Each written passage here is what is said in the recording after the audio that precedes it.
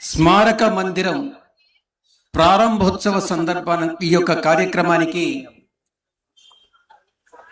ఒక సాధారణమైనటువంటి వ్యక్తినైన నన్ను పెద్దల సమక్షంలో అందరూ కూడా రాజకీయాల్లో 4 దశాబ్దాలు 5 దశాబ్దాలుగా ఉన్నటువంటి నాయకుల మధ్య జరుగుతున్నటువంటి ఈ కార్యక్రమానికి నన్ను ఆహ్వానించినందుకు మల్లాది కృష్ణారావు అన్న గారికి నేను ధన్యవాదాలు తెలుపుకుంటున్నాను. 3 నిమిషాలు మాట్లాడి 3 పాయింట్లు మాట్లాడి నేను ముగిస్తాను.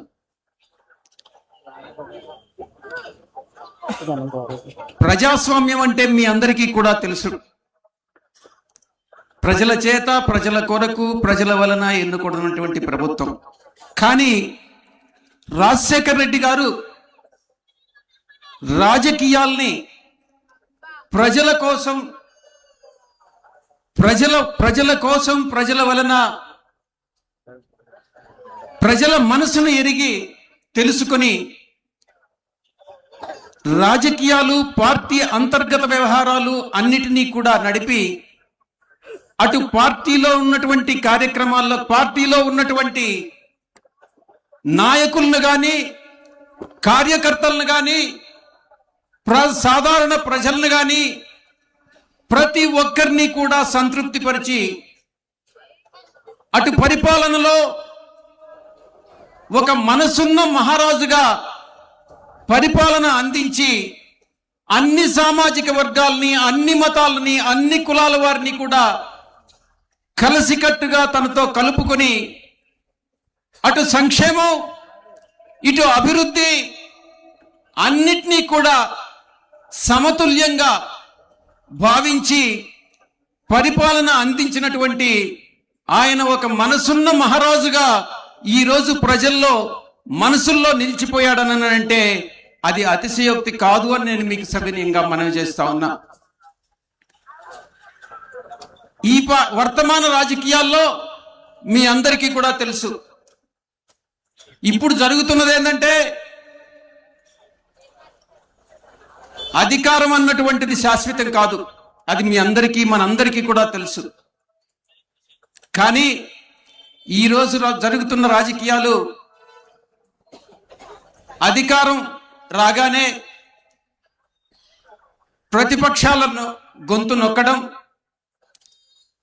ప్రతిపక్షాల నాయకుల్ని ఒక శత్రువులుగా చూడడం ఒక ఆనవాయితీగా మారింది. అంటే కక్షపూరితమైనటువంటి రాజకీయాల్ని ఈరోజు ఆంధ్ర రాష్ట్రానికి తీసుకొస్తున్నారు. నేను ఒక్కటే చెప్తున్నా, ఇవి ఎప్పుడు మొదలు ప్రారంభించబడ్డాయో నాకు తెలియదు, కానీ ఇది మంచి ప్రెసిడెంట్ కాదు అన్నటువంటి విషయాన్ని నేను ఈ సభాముఖంగా మీ అందరికీ కూడా తెలియజేసుకుంటా ఉన్నా. ప్రతిపక్షం అనంటే అంశాల వారీగా ఇష్యూస్ మీద అధికార పక్షాన్ని విమర్శిస్తుందే కానీ శత్రువుగా అధికార పక్షం ప్రతిపక్షాన్ని పరిగణించకూడదు ప్రజాస్వామ్యంలో అని నేను మీ అందరికీ కూడా తెలియజేసుకుంటా ఉన్నా సభాముఖంగా. ఆ రోజు రాజశేఖర రెడ్డి హయాంలో నాకు తెలిసి ఇటువంటి రాజకీయాలు లేవు. కేవీపీ రామచంద్రరావు గారు ఉన్నారు. ఆయన అనుక్షణం ఆయనకి తోడుగా సలహాదారుగా పనిచేశారు. ఆ రోజు రాజకీయాలు అవి రాజశేఖర రెడ్డి గారి రాజకీయాలు. కానీ ఇప్పుడు పూర్తి భిన్నంగా ఈరోజు కానీ ఇంతకు ముందు కానీ ఎప్పుడు ప్రారంభమైంది నాకు తెలియదని నేను మీకు చెప్తా ఉన్నాను. తమిళనాడు తరహా రాజకీయాలు అన్నటువంటిది ఆంధ్రాలో ఇంపోర్ట్ చేయడం అన్నటువంటిది చాలా దురదృష్టకరమైనటువంటి విషయం అని నేను ఈ సందర్భంగా తెలియజేసుకుంటూ, రాజశేఖర రెడ్డి గారు అందించినటువంటి ఆ సుపరిపాలనని మనం ఎప్పటికీ కూడా గుర్తుపెట్టుకుంటామని అనేటటువంటి విషయాన్ని తెలియజేస్తా ఉన్నా. ఇక ఈ యొక్క స్మారక మందిరం, ఈ యొక్క కార్యక్రమం చరిత్రాత్మకమైనటువంటిది అని చెప్తా ఉన్నా.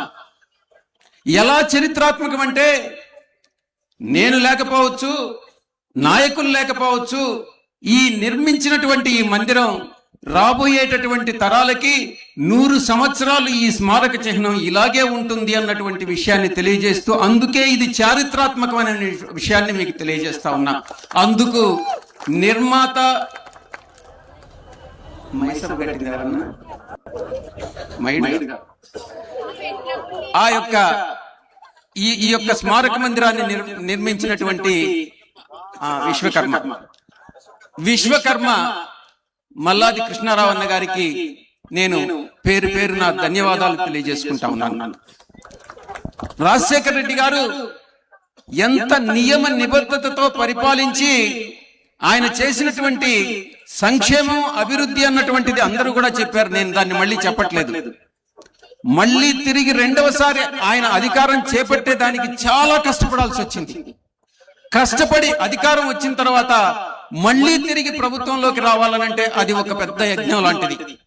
ఆ యజ్ఞంలో కూడా జయించారంటే అది ఆయన విశ్వసనీయత, ఆయన యొక్క డిసిప్లిన్.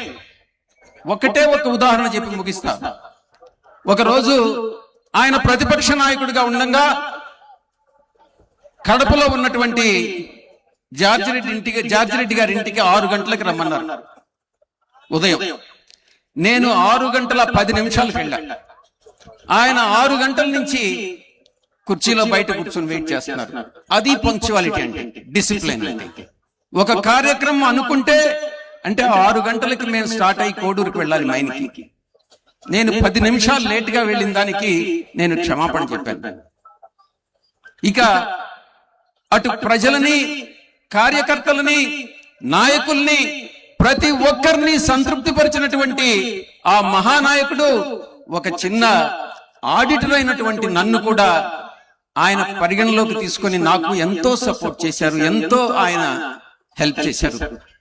ఆయన వల్ల నేను 4 సంవత్సరాలు టిటిడి బోర్డు సభ్యుడిగా పనిచేశాను. ఓరియంటల్ బ్యాంక్ ఆఫ్ కామర్స్ లో 3 సంవత్సరాలు నేను డైరెక్టర్ గా పనిచేశాను. నన్ను రిజర్వ్ బ్యాంక్ ఆఫ్ ఇండియాకి కేవీపీ గారికి కూడా తెలుసు. Reserve bank of India director గా ఆయన రికమెండ్ చేశారు. దురదృష్టవశాత్తు ఆయన చనిపోవడం జరిగింది.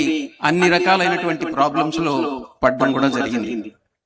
ఆయనే గాని బ్రతికుంటే మన జీవితాలన్నీ ఈ రకంగా కాదు, ఇంకా ఎక్కడో ఉండేటటువంటి అన్నటువంటి విషయాన్ని తెలియజేస్తూ నాకు ఇచ్చినటువంటి ఈ అవకాశానికి ప్రతి ఒక్కరికి సభాముఖంగా, మీడియా మిత్రులకి, ఈ సభకు విచ్చేసినటువంటి నా సోదర సోదరీమణులందరికీ కూడా పేరు పేరున ధన్యవాదాలు తెలియజేసుకుంటూ నేను సెలవు తీసుకుంటా ఉన్నాను.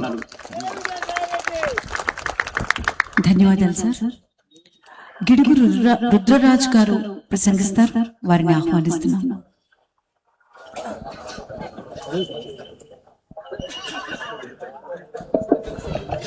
సభకి నమస్కారం. సభ